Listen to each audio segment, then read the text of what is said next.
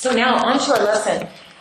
We feel like we have good news and bad news for you, and I am always the bad cop in our marriage, and I have to deal with the bad news. That's mostly because I deal with gang youth, so I have to learn how to be a bad cop.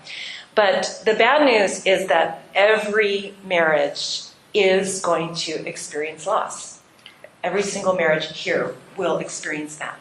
But the good news is your marriage really can survive any loss.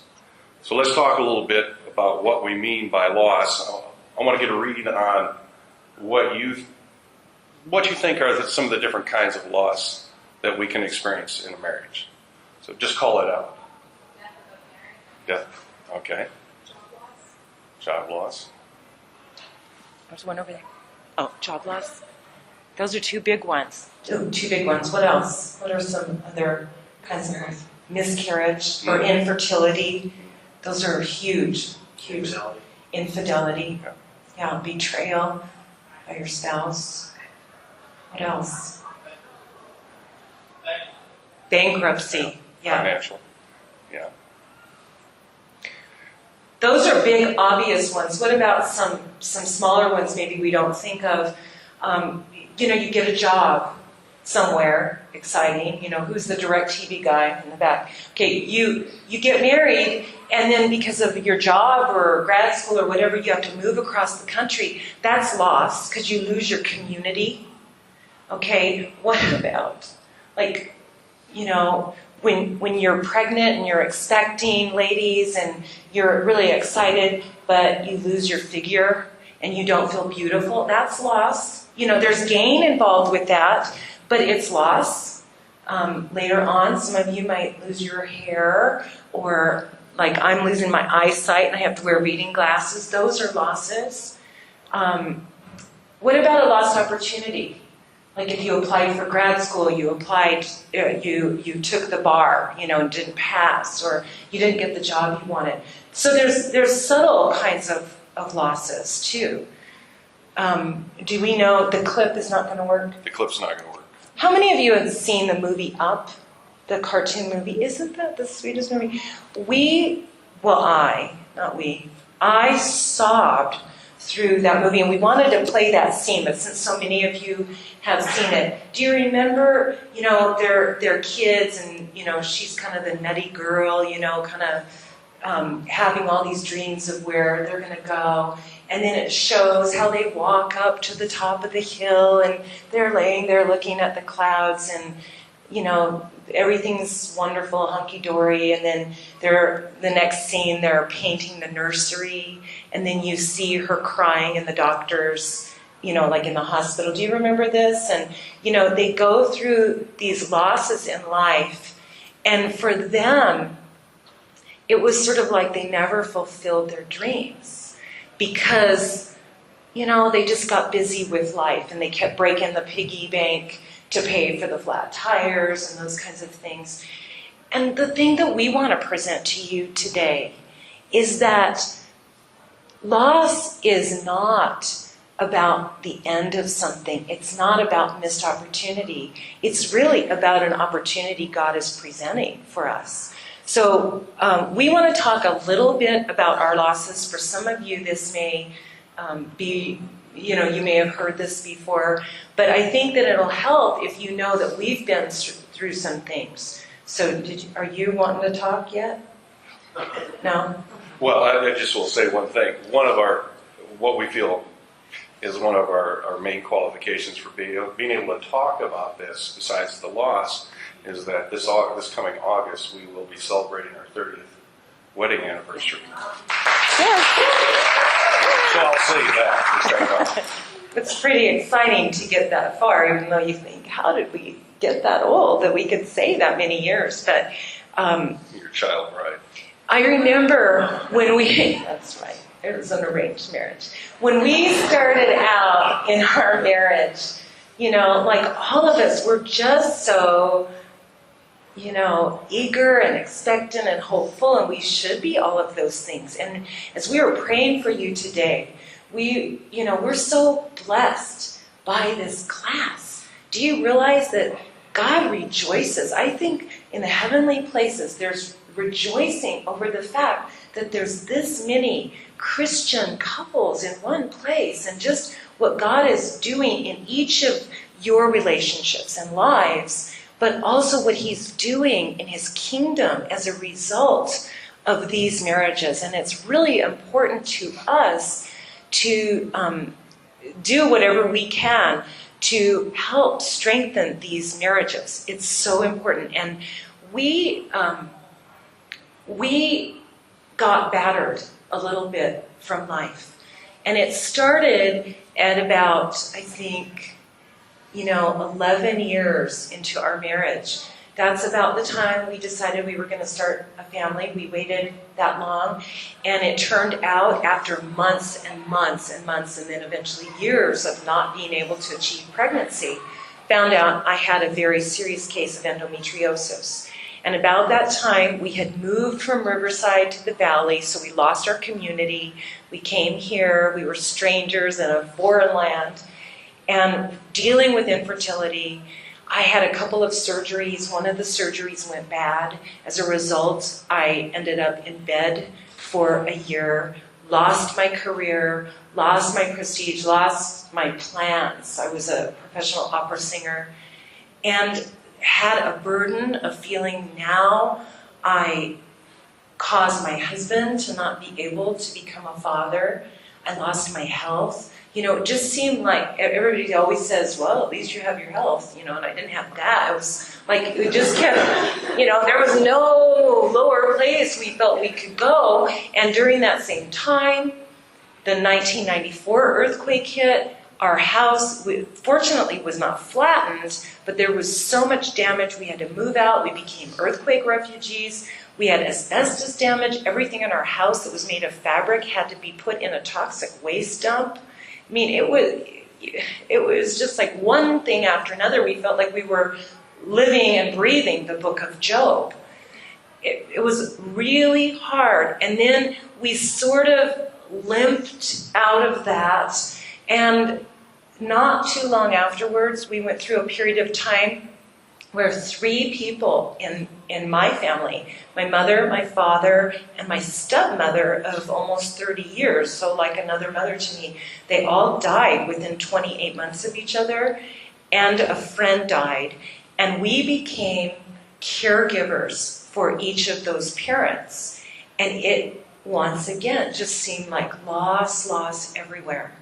And that was our experience. But through all of those losses, what we've seen is that in the natural realm, the things that could take us down, the things that are the most difficult, have sort of a reciprocal value in the spiritual realm as being the things that can give us strength, that can cause us to grow, that bring us closer to God.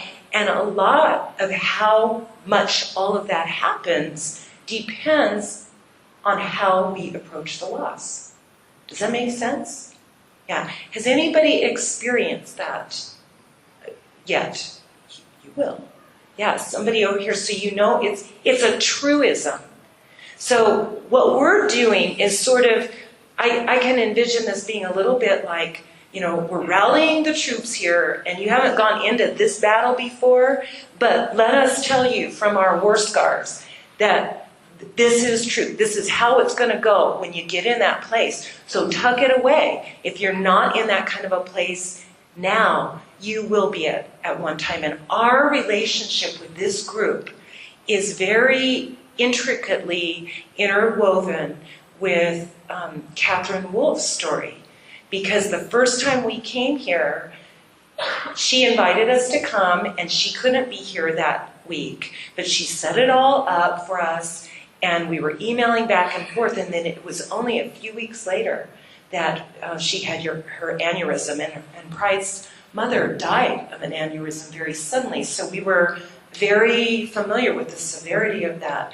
So we have seen how this group has rallied, and some of you have probably experienced a depth of God's faithfulness through that you maybe didn't experience before. And that's just the value of loss in our lives? You need to recognize that while a loss can be a pretty traumatic event, that's not the important thing. It's part of a process. It's part of a process. And through that process, you have a choice of either going through that process or self-destructing and deciding you're not going to. And I will tell you that if you decide early on or just allow it to happen to where you allow yourself to self-destruct, it can destroy your marriage. And that's an institution, that's a relationship that you need to protect. When Melody went through the surgery and then nearly died, I can remember standing outside the hospital room with one of her best friends from college just before she went in for emergency surgery to correct the issue. Standing there with one of her best friends while the doctor was telling me, I don't know if she's going to make it. I don't want to give you any false hopes. She probably is not. So you need to prepare for that. Okay?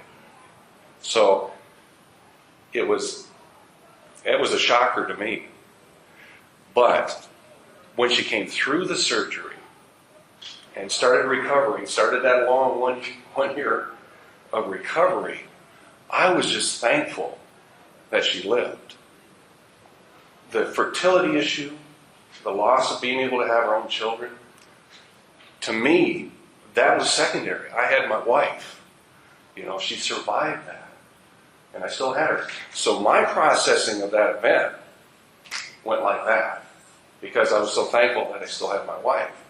However, for Melody, it was just the beginning of her working through the loss of not being able to have children.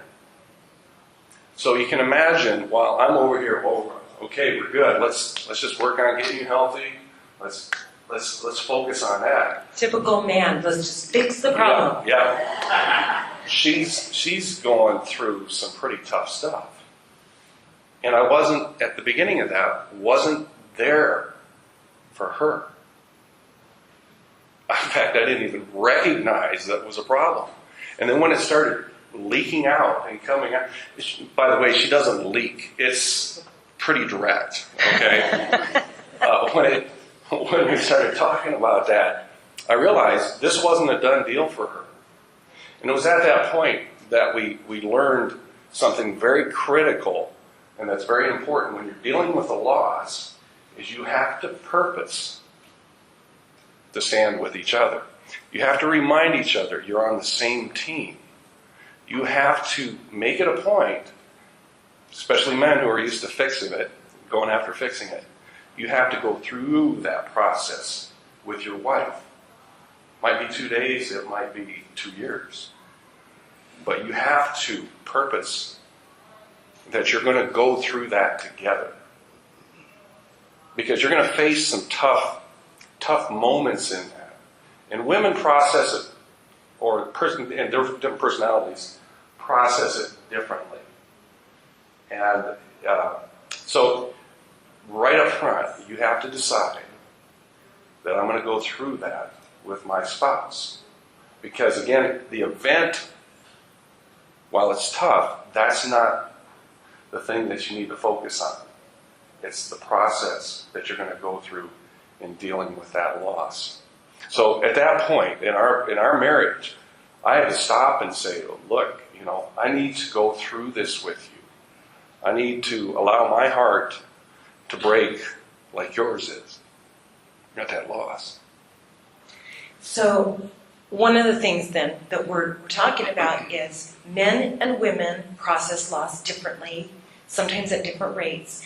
And then within, our genders, different personalities have different ways of dealing with loss. So I just want to do something here. This is going to be educational for me, and ladies, I don't know if it'll be educational for all of us, but this will be educational for me. I would like to hear from men, what are things that you do when you're experiencing deep emotional things? Because my guess is probably we don't understand that. sometimes my husband goes and just sits at the computer for long periods of time. And he's thinking, but I just think he's sitting at the computer. Guys, what are things that you do to cope with hard emotional things, or, that might be a signal to us that something could be going on? Get in touch with it. You get quiet, you shut down. Do you withdraw into silent activities like computer or something like that, or do you just... Mm-hmm.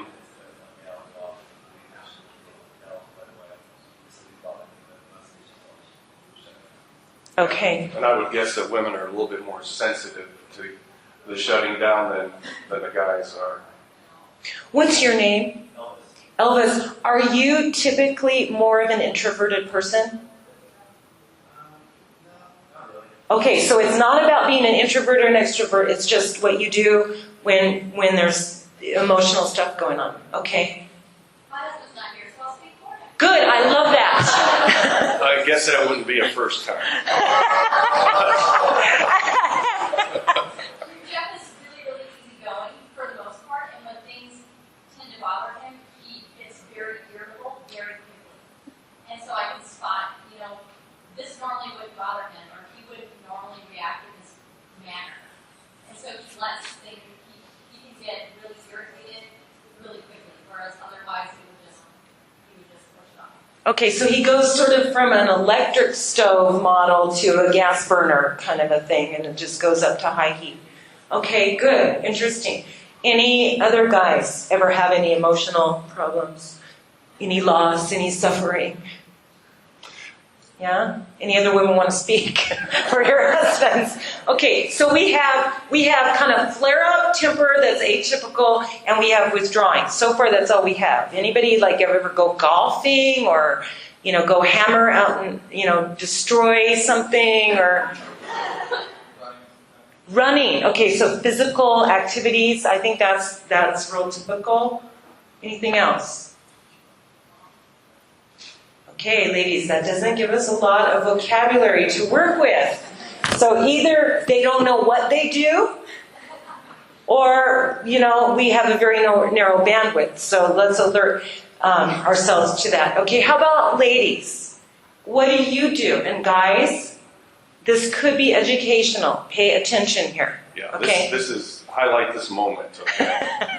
Okay, ladies, what do you do if you're going through something that's very difficult emotionally for you? I think it's really easy to take it out on my husband. Most is kind of not his fault anyway, shape or form, but I get mad at really tough stuff. Because he's a close person to me, but it's so easy for me to immediately reach out and tap him, or reach out and yell at him for something that's really done.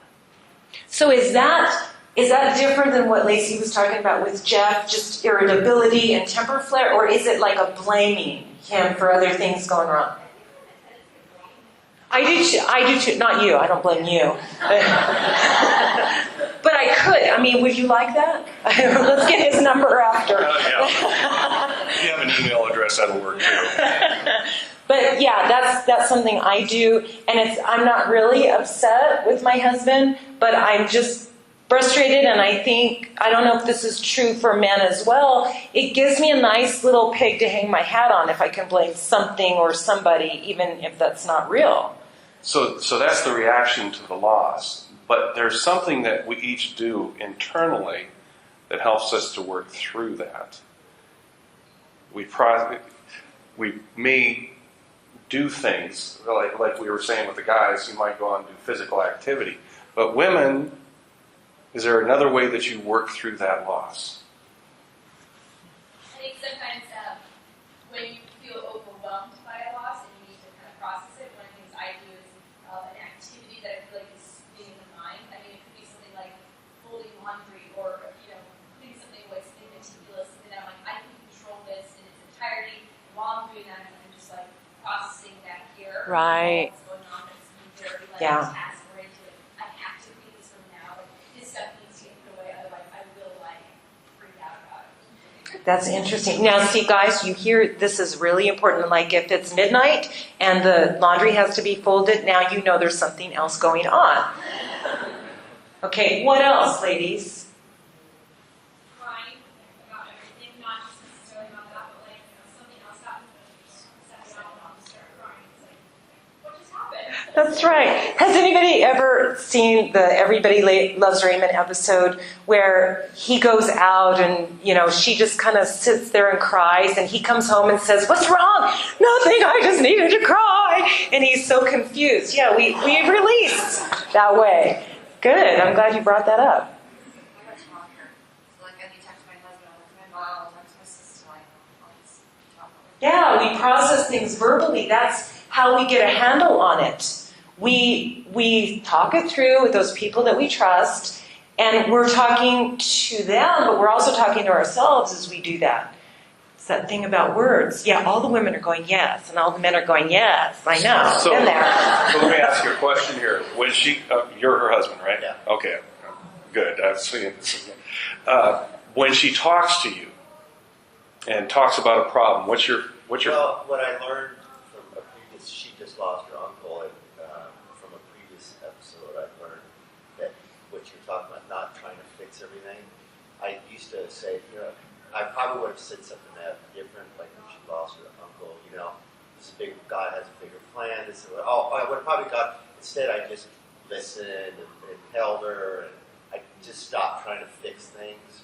And I think our relationship has really helped since that. You get extra credit. That's what for you. That's excellent. And her job is very stressful, so now when she comes home, I used to try to say, well, maybe you should talk to this director or that, whatever. Now I'm over that. I just realize she just needs to let it out. And, wow, yeah, I can see why you do that.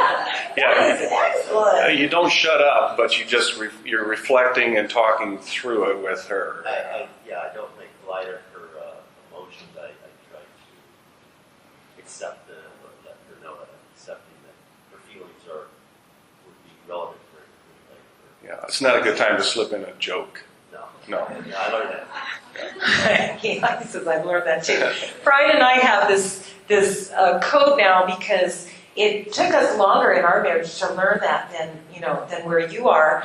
And sometimes he'll say, "Do you need input or just listening right now?" And and I can tell him, and then we can go on with that. It's a simple code. Simple code, just direct. Okay. Any other things? What about going to get a pedicure, shopping, just getting together, going out to lunch with somebody and maybe not doing that deep talk, but just being with the girlfriends or, those kinds of things. I think that I've seen a lot of people not. Anything else that we didn't catch? For Ruth, everything's tied together. So when she has a problem, it usually relates. I never really understood how they relate together. She'll be talking about a bunch of different things, and I don't see how they flow together. So me telling her just get over it because it's something that's simple, like a smaller component of it. Like I don't realize that it really is tied to everything together. Great, I have a book for you. You need to read. Men are like waffles and women are like spaghetti, right? Because everything always connects. Yes, he understands it, but applying it. Okay. That'll eventually come. It depends on it. Well, my head's pretty thick, so it just depends on that. Okay, so we can see that we do these things differently, and even the fact that the women had so many more indicators in this room of this is how we do it, we express it more verbally, and so it's interesting to know that, and it's important that we learn those techniques of allowing space to the other person, or, if somebody's being irritable, to not try and fix that, not try and solve it, not even maybe try to address it then and come back to it later, because when you're in emotion, you can't always deal with logic. Yeah, Gerald. The thing that may also apply to a lot of folks in this room, if you're in the entertainment industry, when you got the gig, you're like, top of the world, but then when the phone hasn't rung in a couple of weeks, you're like, worthless, who can't, I have nothing to offer. And it's so amazing how, at least I found for guys, that our self-worth can be so intertwined with whether or not we've provided financially recently.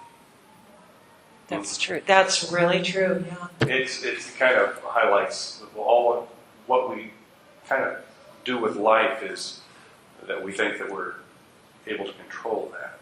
So when we lose that control, either through a loss or an event like that, notice that all the different things that even the men and the women do is it's a way of trying to establish some measure of control in your life.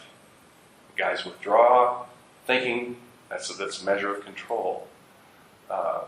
Folding your laundry, something you can control. Yeah. So we're going to talk about, Lacey, do we have to be out of this room at 11? Is that the No, we idea? don't have to be out. Some people might get up and leave to go to the next room. Okay. We won't take that personally. So we'll try to wind up here. We want to talk about the nuts and bolts, just 5 quick steps to remember. But before we do that, I want to tell you, a few weeks ago, we had a couple stay with us. They had just come off the mission field. And they stayed at our home for 2 weeks. And they'd been married about 25 years, 2 kids. And they had had so much loss.